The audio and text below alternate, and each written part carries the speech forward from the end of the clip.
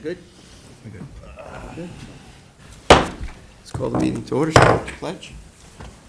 Pledge allegiance to the flag of the United States of America, and to the republic for which it stands, one nation, under God, indivisible, with liberty and justice for all. All right. Welcome, everybody. Welcome to the folks on Zoom. November 17th, 1 o'clock, general session of the Board of Trustees. I'll ask the Secretary Treasurer call the roll. Scott Horowitz here. Dave Warner, present. Chip Marin. Here. Joe McLaughlin. Here. Matt Parsons. Here. All right, so Here. thank you. Okay, just so everybody's information, our next meeting will be December 1st, 2025, 10:30 a.m. will be our work session, followed by our general session at 1 p.m. We did get some communication. I'll dispense with that reading. You have them in your packets. Second that. Seconded by Trustee Warner. All in favor? Aye. Okay. We do have some discussions that are on for today. I think we should jump right into that. I see Mary Ann Eddy is here. If you'd like to address the board. Sag Harbor Water Quality Initiative. You're up. Okay, thank you. No waiting around. Mr. Mack, you got to reclaim your, Oh, that is mine. you got to reclaim your beverage. Thank you. We don't want you parched during the meeting. Not exactly. Right? Got to stay hydrated. Right, so I can use the facility. There you go.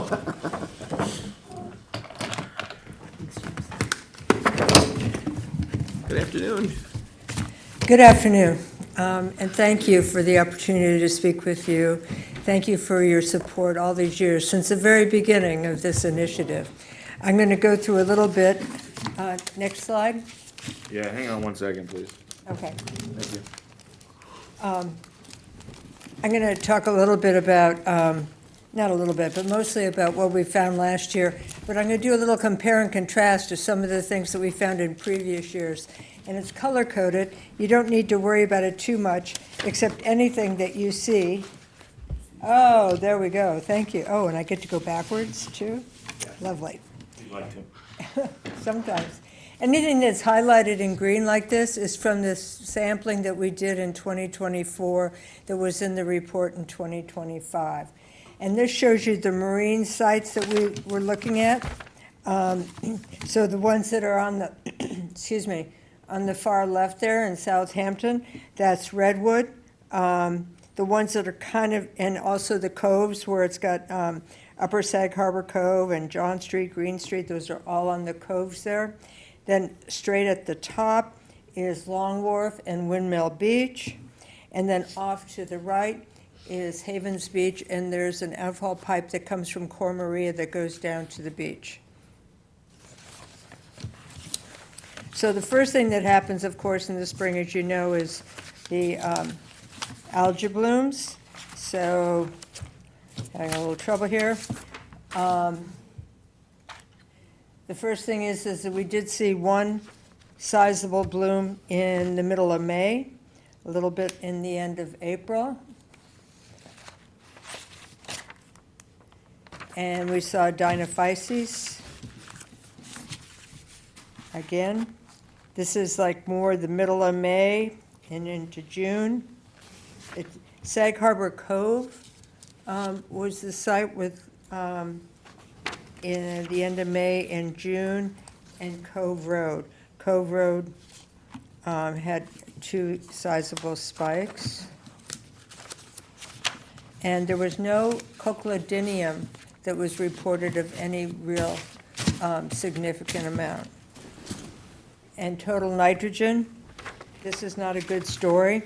You can see there's a very faint line there. And that faint line is the 0.4 milligrams per liter. And the arrows that go spiking down into the bars, that represents the higher and lower limits. But the blue bars themselves are the average that was found. And every site, at least, met that 0.4 milligrams where there's concern. Now, this is the thing that kind of came along as a surprise. I think you're all aware that Surfrider does some sampling. They do Enterococcus, And there's a couple of sites that they look at in Sag Harbor. They do Havens Beach, they do Windmill Beach, they also do Long Beach and Short Beach, but that's really outside the scope of this study. But what they did, they do an annual report that comes out, I think, in May, and this was picked up by ABC News in the middle of the summer. And what they did is they tested 600 beaches from Washington State to Puerto Rico. They took 10,000 samples, and they identified the purest, the nicest, most beautiful, I don't know if most beautiful, but the cleanest beaches in all of those 600 beaches. And then they found the hot spots for bacterial pollution, and Windmill Beach was on that list. So this got people quite excited in Sag Harbor.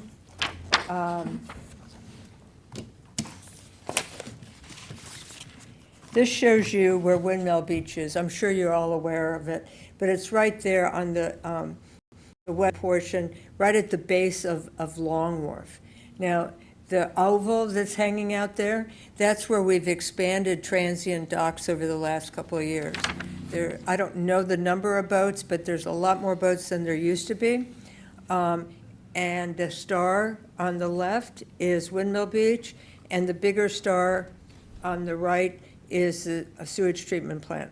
That's just my sloppiness that one's bigger than the other, but you can see that the sewage treatment plant is almost outside the scope of any of the slips. It's right there between the Sag Harbor Yacht Club, the Breakwater Yacht Club, and right next to the Breakwater Yacht Club is the Sag Harbor Yacht Yard. So there's very dense boats in that whole area through the summer. So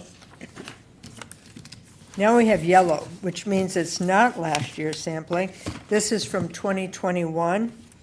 And if you look at Windmill Beach, because we really started to see, well, why would Windmill Beach show up as such a prime example of a bad beach in 600 beaches in the country? And when we looked at 2021, and we looked at the level, which is 104 CFUs per 100 mils, we found that there were 3 out of the 10 samples that pierced that limit, and that was in 2021. But when we looked at 2024, we found that 5 out of the 9 were. When we looked, and I don't have a slide for it, but as we were able to get the information for 2025, it looks like it has leveled off. Looking at this slide, this is, again, 2024. A small table here. This is tracing fecal bacteria. So you can see there's different bar graphs here. The green is dogs, small mammals, and as somebody pointed out, that would include seals, and we do have quite a few seals out there. The blue is birds, and of course we have a lot of birds. Deer, not so much. That would be orange. And the red is the human, that with the DNA tracking analysis from the microbial source tracking. And the reason there are arrows there, it's pointing out that on August 21st, which is the midpoint in each of those different samples, the first one on the left is Long Wharf North, the second one is Long Wharf Medium, the third is Long Wharf South, and then the second from last one is Windmill Beach. And all of those showed pretty significant amounts of human fecal bacteria in the middle of August. So we talked to the Village Board of Trustees there. This again, one of the things they said, well, one of the trustees thinks that it's coming from the sewage treatment plant. And it's possible. There's never usually one single answer to these complex questions, but it is a long way, and the sewage treatment plant is all the way at the other end of, like, I don't know how many boats, could be hundreds of boats, right? There's a lot of boats there. 3/10 of a mile, is that what it says there? Pardon me? It's 0.3 of a mile away from Windmill Beach. 0.3 of a mile away, right. So, looking at 2021 sampling of the this is from the effluent from the sewage treatment plant, we found that there was 4 samples that exceeded that 104 FCU per 100 milliliter threshold. And in 2023, which is the last time we sampled it, we found a very different story, that there were no examples that the sewage treatment plant was exceeding that guideline limit.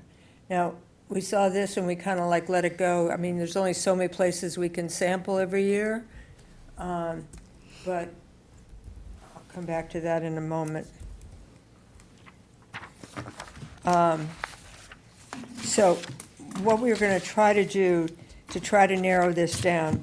Now, 2 years ago when we started to see that this was a problem, we sampled the storm drain that comes from the library, comes all the way from the library, all the way down through the center of Main Street with all the storm drains, and it empties at Windmill Beach. So we analyzed that, and we found that there's a lot of enterococcus, but if you're looking at a bar graph, it's a very tiny little thread across the top that's human. So it's not coming from the storm drains. And when we talked to the village, what we decided we're going to do is we're going to wait until every last boat is out of the harbor, and we're going to go back to Long Wharf. We're going to sample Long Wharf again.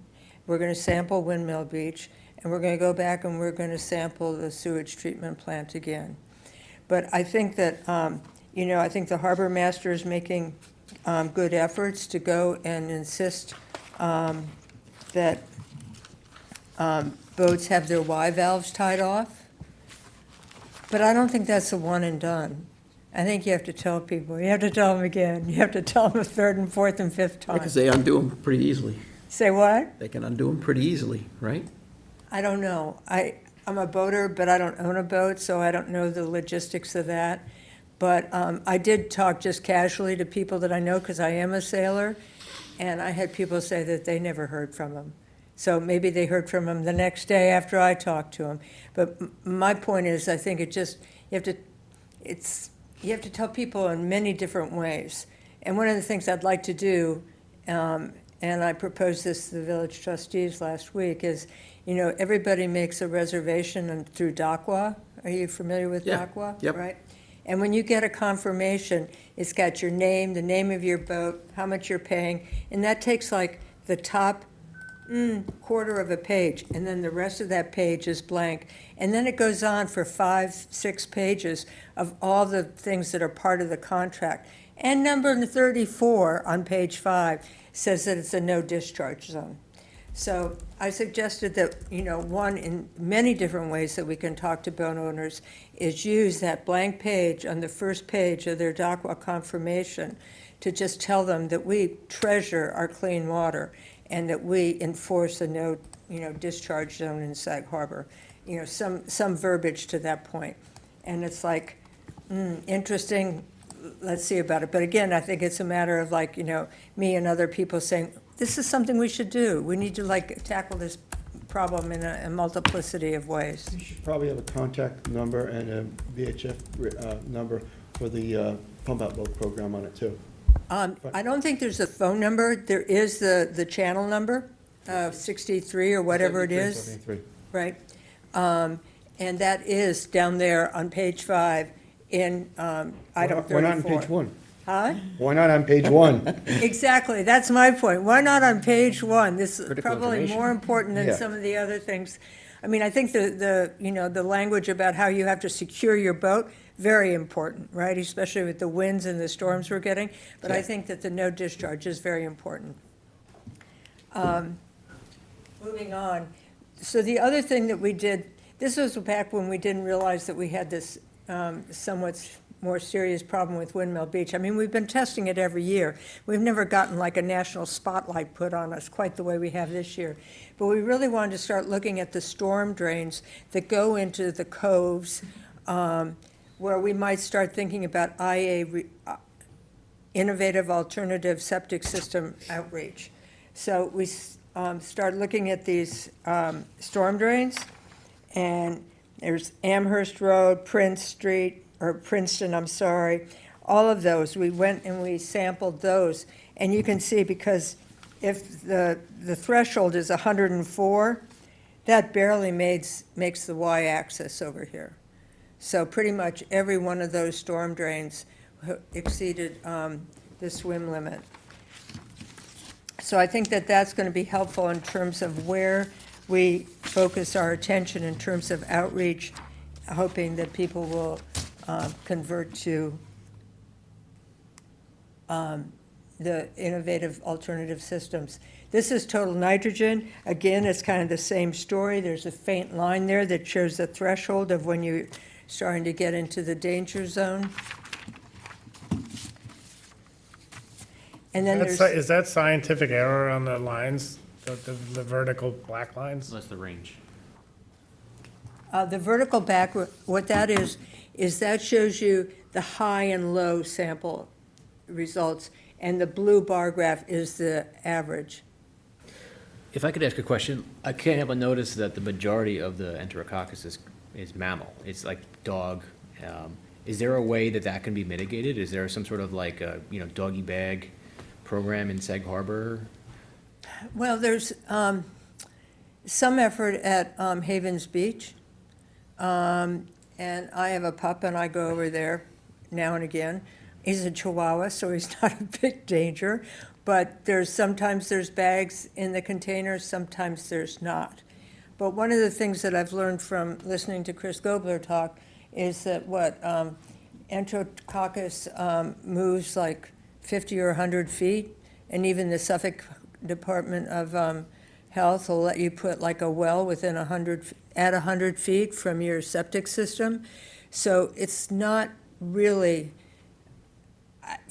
at Havens Beach, I don't think it's really the dog park. But you're talking about a broader effort to reach out and ask people to pick up, and I think that's a good idea. Yeah. But you said seal was included in that too, right? Well, somebody suggested that to me, the owner of the yacht yard, because I was talking to him about this, and I was talking about dogs and small mammals. He said, we have a lot of seals out there. And I'm like, I never thought about that. That's only season. But the majority of is stormwater runoff. Like, let's be real. Like, the majority of the Enterococcus bacteria blooms that we're having, not a bloom, but the Enterococcus bacteria readings is from stormwater runoff. Probably 80%, which is very similar to the readings that we had in Mecox. So the large majority of the problem, though I do agree that human waste is not really nice to have going into your water body. The majority of it is a million, that could be rodents, that could be raccoons, that could be all kind, not just dogs, but Right. that is all stormwater runoff. And I've always said that anything over 1 inch of rain of stormwater runoff mitigates all these efforts that we're putting in for these septic systems. So the drainage of the plumbing of the town of Southampton has got to be rectified in order to stop stormwater from going into the bays. Right, by plumbing, it means the road runoff. We got big road runoff problem. Right, and I think that problem goes beyond Enterococcus. I think that's really the nitrogen. And that, of course, is dogs and otters and seals and everything. It all contributes to the amount of nitrogen that's. These are all things that are up out of our jurisdiction, right? Say what? It's all up out of our jurisdiction, the trustees. We don't regulate No. that stuff, right? No. We work with the highway department and people to Right. help mitigate these things, and, So, all right, go ahead and continue So, on with your presentation. I'm pretty much done here. So one of the things about Havens Beach, and I know that's out of your jurisdiction, but it's kind of interesting too, is the blue arrow, and it's kind of hard to see, but that's the outfall pipe. So there, if Havens Beach is directly north of Route 114, which comes from East Hampton going into Sag Harbor, and it's pretty much uphill, downhill to Havens Beach. So all those storm drains, all the runoff from the roads accumulates in one pipe that's about this big that spews into that ditch that goes out onto the beach. And that, if you look at graphically, you can just see, that's the worst. That's where the enterococcus is coming from, and I'm sure that that's exactly where the nitrogen is coming from too. And when you take a look at the next slide, again, the blue arrow, it shows you the composition of the enterococcus, and it's mostly dogs and small mammals. So you're exactly right. Doing a dog pickup campaign would be helpful. I think, again, it's like there's not one silver bullet. I don't believe in silver bullets. I think there's IA systems. I think there's dog, containment. I don't know what the right word is there, but reaching out in the same way.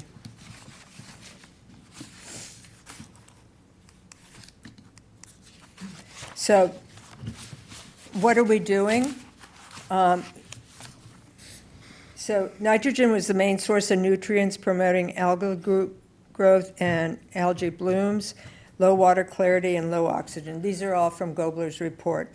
And we are going to start an IA outreach program, and next slide I'll show you where that is. And then the rest of these all kind of go together. On-site septic systems, upgrading the septic systems, and the feasibility to identify regions for sewering. 2 weeks ago, we broke ground on expanding the sewer service area in Sag Harbor, which Aidan Cora, she was assigned this, when he became a trustee, he became responsible for the sewage treatment plant. He knew nothing about it, but he really got into it and wrestled with this, and we've gotten something like $17 million worth of grants. And we are going to sewer about 40 residences in Southampton and another 20 in East Hampton. It doesn't solve the problem, but as Aidan likes to say, how do you eat an elephant? You eat an elephant one bite at a time. So this is our first effort. And those houses, especially the ones in Southampton, there are people there, friends of mine, you can't do your laundry during a full moon. You probably can't flush your toilet when it's a high tide.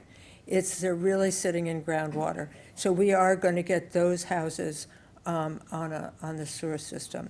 And we have a lot of capacity. The sewage treatment plant is about 60% capacity right now.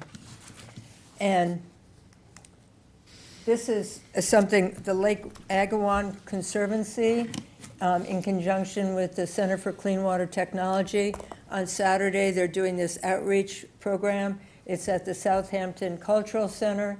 These are two different flyers for the same event, but I'm certainly going to go. I'd like to see how it's received, see how we can modify it. Do we tape it? How do we do it? How do we reach out to people in Sag Harbor? Because you're right. I mean, it's not, the only source. It doesn't help with the dog pollution. But again, I think there's numerous different ways that we have to deal with the problem. And the next one is just like the Havens Beach watershed study I told you about. We've got money from New York State. We're really trying to look at that whole watershed that comes from Route 114 and drains into Havens Beach, and how can we stop the pollution before it gets to the beach.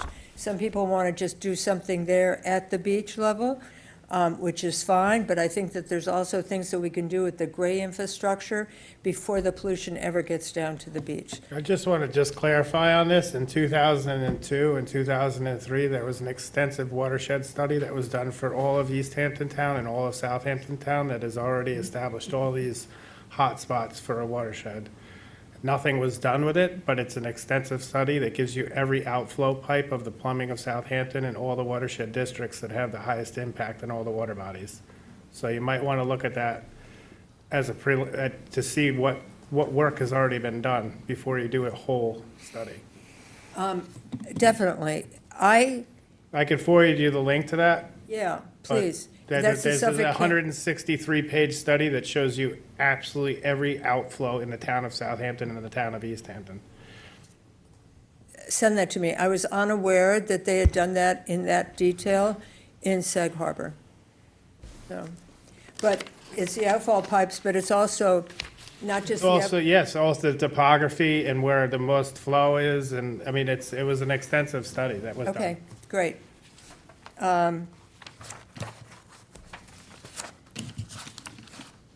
And then why valve outreach? I think that's something we need to do. Tell people, tell them the same story, tell it again, tell them in different ways. But I don't think that one conversation actually solves the whole problem. And that's my report. You all have been consistent supporters to date since the beginning of this project. You have contributed.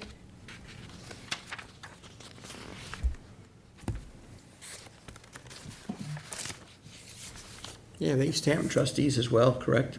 Pardon me? East Hampton Town trustees as well? Yeah, you want to know how much they've contributed? Twice as much as you guys Okay. have. But I'm grateful for what you can come up with. We're working to the We're best of working our our way ability up. within our Look at that. budget. Yes. you know? Yeah.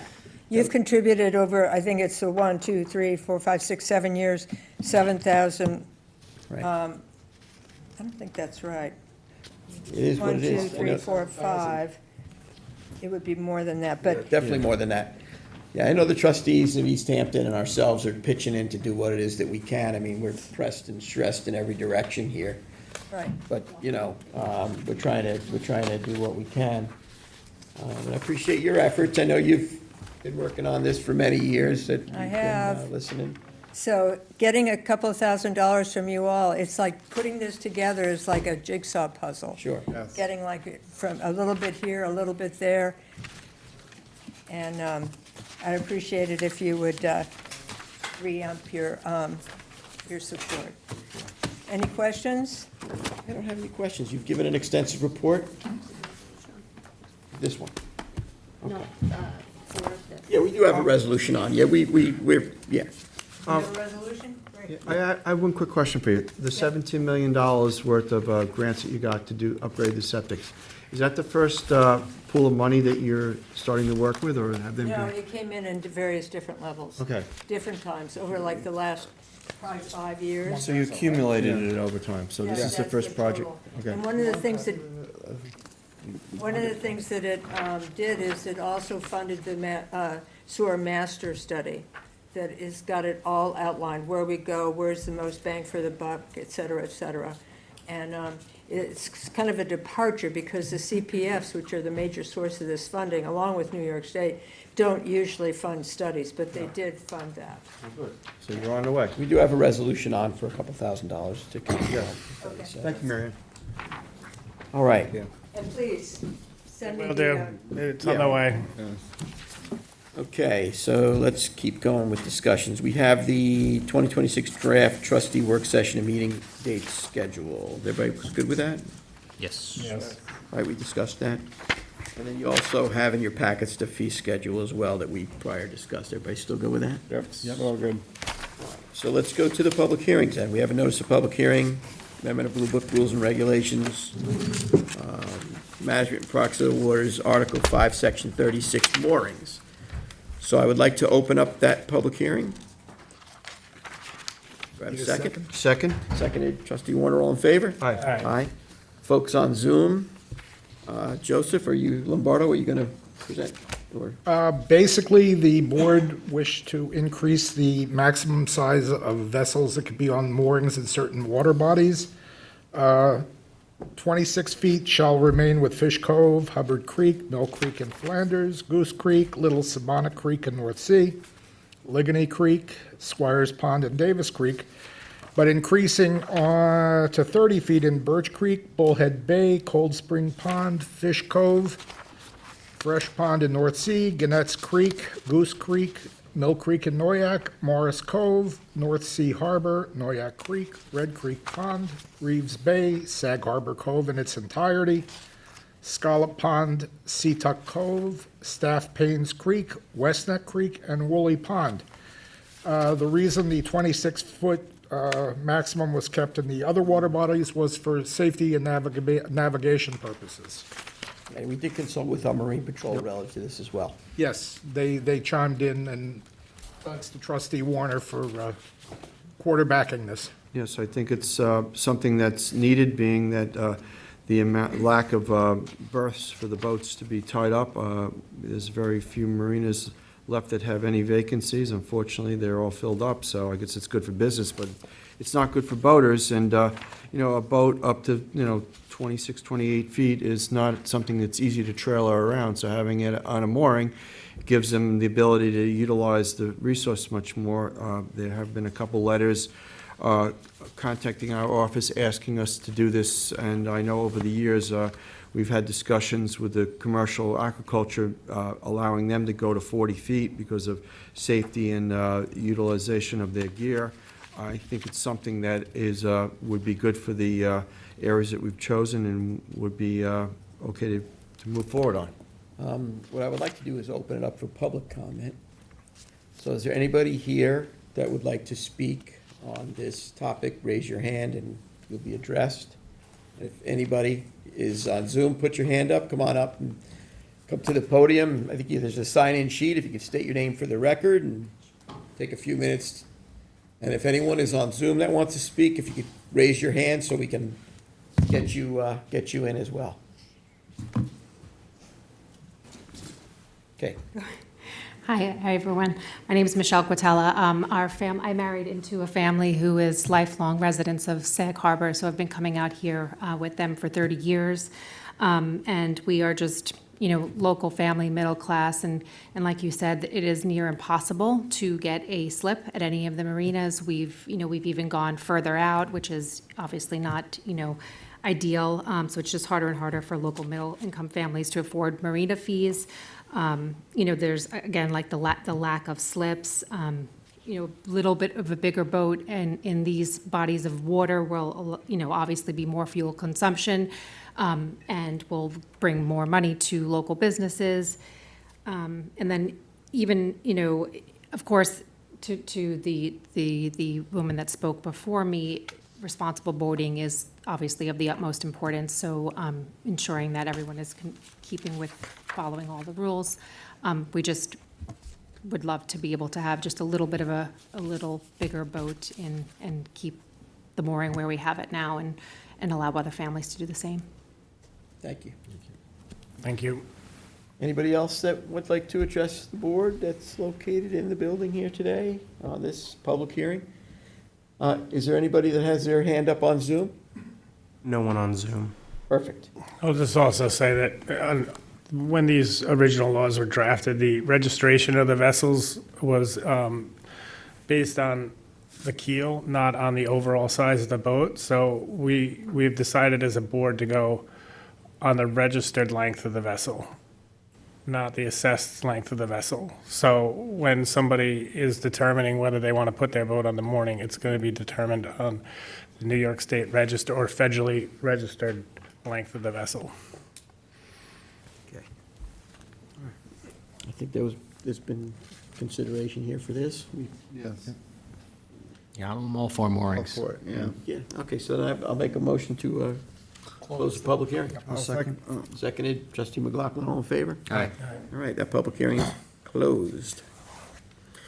Next, we have a public hearing on amendment rules and regulations, considering amending the management products of the waters for the town of Southampton. Article 2, shellfish permits. Okay, that one, I'd like to open that. open it. Look for a second. Second. Seconded, trustee Parsons, all in favor? Okay, this amendment to the Blue Book has been in the works over a year in terms of discussion, and certainly since the first of the year, as it was hashed around by trustees Warner and Marin. And what this will do is establish an endorsement to allow Baymen to commercially harvest in Shinnecock Bay. I would ask either trustee Marin or Warner to speak to its particulars a little better since they're Bayman and I'm not. Bayman. Want to go first? Or? Go ahead, Ed.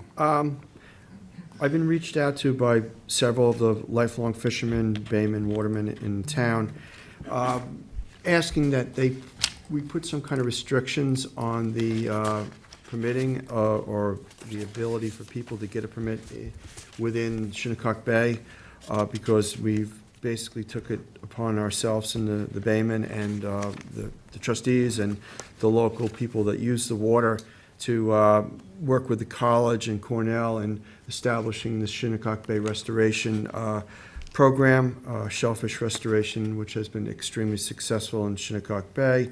And they have asked us to put this restriction on basically having an endorsement on a permit to work the area. After talking it over with trustee Marin and some of the other board members and some of the baymen, we've come up with this proposal. I think it's a good idea that basically covers what the baymen are looking for, and hopefully, moving forward, we can adopt this. This is also not an exclusionary process for new baymen into the system. You're still going to be able to procure a commercial permit if you're new to the fishery, and you'll be able to work on an endorsed vessel and in Shinnecock, as long as you're working with somebody with the endorsement. And you will have to work as a working bayman and show proof of actually a shellfish log within the town waters to prove that you've worked in other parts of the bay for 2 years, and then you would qualify for an endorsement. So it's not an exclusion of future generations of baymen. So we'd be able to stop the moratorium and issue new folks coming in for other areas of the system of our waterways. For the record, the moratorium will expire on 12/31, so. And this idea was not something that we came up with specifically in the town. It's something that we kind of copied or mimicked from the Brookhaven town, which they've already initiated and has been working for a few years. So it's something that we just added a little bit to and made it something hopefully unique to the Shinnecock Bay area. And there are other townships in Suffolk County which also have restrictions, endorsements, if you will, for seasoned baymen. So we tried to model it after that. Okay. Anybody else? Is there anybody on Zoom? Anybody on Zoom that wants to speak on this? No one on Zoom. No one's. Move to close. Somebody? Like to close the hearing then? Does it have to be 2 consecutive years, or is it 2 years combined? 2 consecutive years. That was what we had come up with. That's easiest to monitor too. Sure. Okay, do you have a motion? Motion to close? Second. Seconded, trustee Marin, all in favor? Aye. Public hearing is closed. Switch gears over to public portion. Is anybody here? This is your time to address the board or other topics outside of those public hearings. And then same thing on the Zoom. If someone wants to put their hand up that they want to address this board, this is the time, right now. You can come up to the podium and It's on a different topic than the public hearing? Parking at the, That's different. Hi, Michelle Quatella again. At where we have the boat now at the mooring, at the Mill Creek, Noyak, you're not able to park. They used to be able to park along the side of the road where the Southampton town ramp is. A few years ago, it was changed, and you can only park with a trailer. Are there any plans to change that? I don't believe we have any statement saying that you can't park on that trustee road. I mean, we recommend that you have a launching permit on your car, but if you have a launching permit, you're definitely clear to go, whether you have a trailer on the back or not. We've gotten ticket. We've got, the first year it happened, it was probably, how many years ago? 4 or 5? 4 or 5 years ago, I Do think. you have a ramp permit? We have a ramp permit, but we did not have a trailer attached, because Technically, you wouldn't need a trailer attached. there's a sign now, it's a couple years, that it says, correct me if I'm wrong. I haven't been down there in a couple of years. We're gonna have to look at Yeah, that permit, that's definitely something that we can have a marine maintenance look at. Okay. And we will address that issue because it's open to anybody in the freeholder, it's a freeholder of the town of Southampton to utilize these The trusted trailer roads. doesn't have a permit attached to it, it's the truck that's towing it that has the And if permit. you have a mooring in there and you have a dinghy, you would need. That's No, we exactly, understand. Yeah, and that's- yeah. At Baycrest, where I park and have my mooring there, it says parking with a trailer requires a permit, but you do not need any permit for- otherwise to park a car. Yeah, right, yeah, that's what that's That my seems like the understanding. standard. We're gonna So- have to look at the signage down there and maybe it needs to be changed. Okay, because I know that we personally got a ticket, and then friends also got a ticket. Yeah, well, Baycrest is the town, it's town road, right? Yeah. Yeah. This So is, this is a you're trustee. actually a trustee. Yeah, what I'm saying is I think maybe there's some confusion in the Yeah, system here, yeah. is what it sounds like, and we're gonna have to address that. Okay, Thanks for bringing that to our attention. of course, and Take a then, picture and just email it over to our yeah, office. of course, no problem. And then what we do is we park on the street, but people don't like when you park in front of Yeah, but their, it's a public thoroughfare, so, yeah, we do, we have no choice, because there's Yeah. nowhere else to Nor park. do they. But Yeah, yeah. it's a very tight community Thank down you. there. Thank you. Anybody else? Zoom? No one All right. on Zoom. I'm gonna make a motion to close public portion then. I'll second. Seconded, trustee Warner, all in favor? All right, All right, let's move on to the resolutions. Got 2025-318, application for Mark Roeder, 4 Stone Lane, tax map 902-5-1-34, recommended approval. Second? Seconded, trustee Warner, all in favor? all right. Trustee Resolution 2025-319, Julie McKay, 21 Old Main Road, Village of Quogue, tax map 9023-1-8, Quantuck Creek, worked on extensively in work session. At this point, I recommend its approval. Second? Seconded, trustee Warner, all in favor? All right. This is trustee resolution 2025-3020, 320. This is the first renewal application for 390 Fowler Lane LLC, tax map number 900-115-1-8. And it's the body of order of Jewel Pond. Can I have a second? I'll second that. Second? Seconded by trustee Warner, all in favor? All right. Resolution 321 of 25, this is application of 105 Tower Point Road, North New York. The fantastic 900-59-1-7, body of water, Davis Creek on the second. Second on that? All in favor? All right. I have trustee resolution 2025-322, first renewal application of Jason and Nancy Gosselin at 49 Old West Hampton Road in Northampton, New York, tax map number 900-164-4-11 on Wildwood Lake. Can I get a second on this, please? Second. Seconded, trustee Warner, all in favor? All right. Trustee Resolution 323, authorized contribution to Sag Harbor Water Quality Initiative for 2025. This is backing up what Mary Ann Eddy had asked for in her presentation. We historically have donated to this, to the East Hampton trustees, which is the primary oversight of the program, so I recommend its approval. I need a second. Seconded, trustee McLaughlin, all in favor? Aye. So this is the resolution to set the meeting schedule. It's resolution 2025-324 for the 2026 season. I'll second it. Seconded, trustee McLaughlin, all in favor? All right. When we read every date into the record? No. Trustee Resolution 2025, resolution to amend the Board of Trustees fee schedule for 2026. We had discussed this at previous meetings. I recommend its approval. I need a second. I'll second that. Second, trustee Parsons, all in favor? All right. Trustee Resolution 2025, 326, adopt the records retention and deposition schedule for New York local government records, LGS1 pursuant to Article 57A of the New York State Arts and Cultural Affairs Law. I recommend its approval. I need a second. Second, all in favor? Aye. Aye.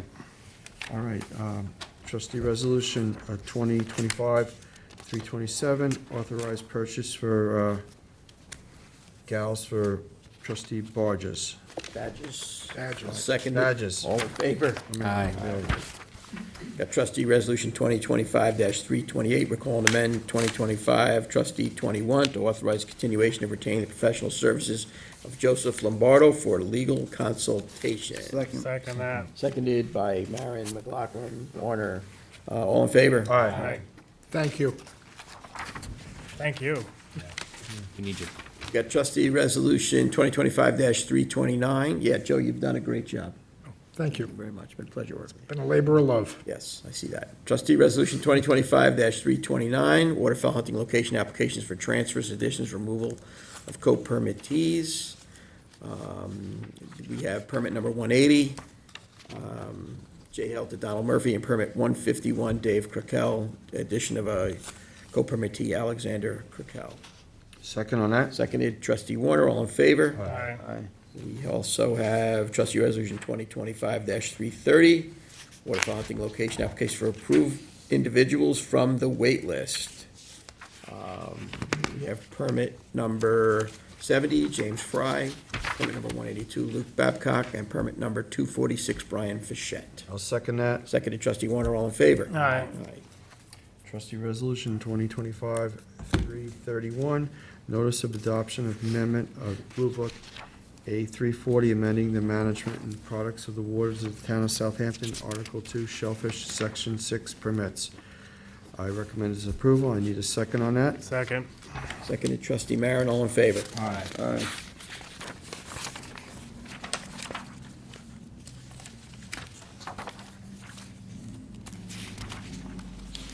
Trustee resolution 332, notice of adoption, amendment of Blue Book A340, amending the management and products of waters of the town of Southampton, Article 5, Section 36 moorings. I recommend its approval. I need a second. Second that. Seconded, trustee. May I just say something? Sure. Ed, it's been a pleasure working with you all these years, and this is the last Blue Book amendment that you and I have worked on together, and I Well, thank you. want to thank you for all the guidance and education you gave me over the years. I'll second. Okay. All right, so we, Recommend its approval? you seconded? Second. All in favor? Aye.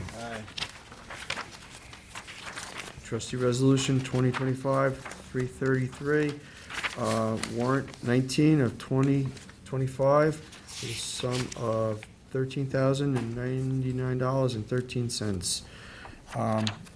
Let me see, the first one is, the register is $187.10 for auto rent, coastal property, $4,720. Comstructs LLC, $451. Sag Harbor Publications, $150. W.W. Granger, Inc., $1,459.17. James E. Olivo, $2,500. RBS Corp., $228.42. Surpass Contemporary LLC, $1,200. Town of Southampton, $1,642.62. And W.B. Mason Company, Incorporated, for $560.82, for a sum of $13,099.13. I recommend its approval. I need a second. I'll second that. Seconded, trustee Parsons, all in favor? Aye. Okay, does there anybody have anything they need to discuss It's here? the walk-on. Walk Oh, we got one more walk-on. That's right, we do, thank I'll you. make a motion to take the walk-on. I'll second it. All in favor? Aye. Aye. Okay. We have a request here, authorize opening of Mecox and Sagaponic Pond, whereas the Board of Trustees are owners of the land commonly known as Mecox Bay and Sagaponic Pond. The water levels of Mecox and Sagaponic are at flood stage and are in danger of flooding neighboring homes and land. In order to avoid such flooding, the trustees desire to open the Mecox Bay and Sagaponic Pond so that water will flow freely into the ocean. Any comment, Chip? Any comment? It's pretty important resolution to pass, I'd say. All right, well, I will make that motion. I'll second it. Seconded, trustee Marin, all in favor? Aye. Okay, so the motion, Aye. resolution is carried. There's no more walk-ons for here, right? Is there any other discussion that's important for today, or Not this time. good? Everybody's good? Okay. Do we need more executive session? Are we done with that? All right. Good. I will make a motion to adjourn. I'll second it. Seconded, trustee Warner, all in favor? Aye. Okay, have a great afternoon, everybody.